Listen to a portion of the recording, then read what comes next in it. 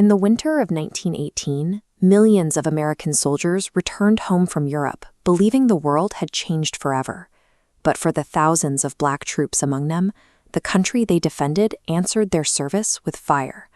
Between April and November of 1919, racial violence erupted across dozens of American cities. This era of documented terror became known as the Red Summer. This map visualizes the Great Migration, a movement where hundreds of thousands of Black Americans fled the violence of the South. They were searching for survival, wages, and dignity in northern industrial hubs like Chicago and Detroit. As European immigration slowed during the First World War, factories needed labor. Black workers entered steel mills, railroads, and manufacturing centers, securing economic opportunities that had previously remained sealed shut. For the first time since Reconstruction, Black America was building large-scale urban political and economic influence outside the South. Many white power structures saw this sudden rise as a direct threat to their control. The return of thousands of disciplined Black World War I veterans acted as a catalyst for what came next. In France, these men had been treated with a level of dignity many had never experienced in the United States. Many experienced freedoms that were previously unimaginable. They returned home wearing American uniforms and carrying combat medals. These men expected their nation to recognize their humanity and their right to full citizenship. This confidence was met with panic. White supremacist groups viewed armed, trained Black veterans as dangerous, fearing a populace that was no longer willing to bow to systemic intimidation. With military training and newfound economic leverage, the era of passive submission ended. A different kind of resistance was taking shape. Between April and November 1919, America's streets became battlegrounds.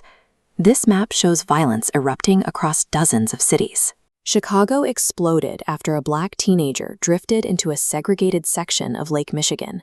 Police refused to arrest the white attackers who stoned and drowned him. That refusal triggered days of open warfare. Crowds dragged innocent people from streetcars, and entire buildings were set ablaze as gunshots echoed through the dark alleyways. 38 people died in Chicago, and hundreds more were injured. White mobs destroyed Black neighborhoods, leaving thousands of families homeless. But Chicago saw something that previous massacres lacked: organized self-defense. Black residents fought back against the mobs, showing that the old rules of racial terror were no longer being followed. The violence soon reached the nation's capital. In Washington, D.C., white mobs, including military personnel, rampaged through Black neighborhoods for several nights. Black veterans in D.C. utilized their recent combat training to respond. They organized armed patrols and constructed defensive positions to protect their community. These veterans methodically defended homes, businesses, and churches.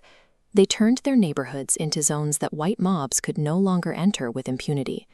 For decades, the logic of racial massacres relied on the expectation that Black victims would remain passive or defenseless. Washington, D.C. confronted that assumption with a different reality, a community that was prepared to meet violence with organized force. When the legal system failed to protect them, marginalized citizens in D.C. utilized their own training to secure their survival.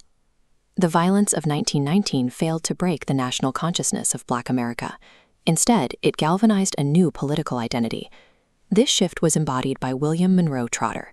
A Harvard graduate, Trotter rejected the idea that Black Americans should patiently wait for equality in exchange for limited economic opportunities.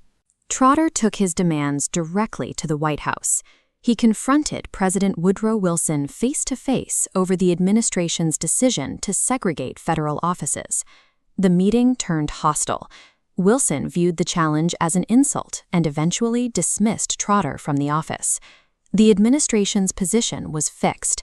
The federal government would permit segregation rather than address the demands for equality. Trotter's defiance symbolized a permanent change in strategy. Cautious accommodation was being replaced by a commitment to direct confrontation. This new political identity fueled the growth of organizations like the NAACP, which saw its membership surge in the years following the Red Summer. Black newspapers expanded their influence, launching national anti-lynching campaigns that challenged the moral standing of the country on the world stage. The physical resilience of 1919 planted the seeds for the Harlem Renaissance, Black labor organizing, and Pan-African movements of the 1920s. The street battles of 1919 provided the tactical and psychological foundation for the modern civil rights movement that would emerge decades later. The legacy of those who refused to surrender in 1919 remains foundational. Their resistance established that democracy would not be granted through service or patience. It would have to be defended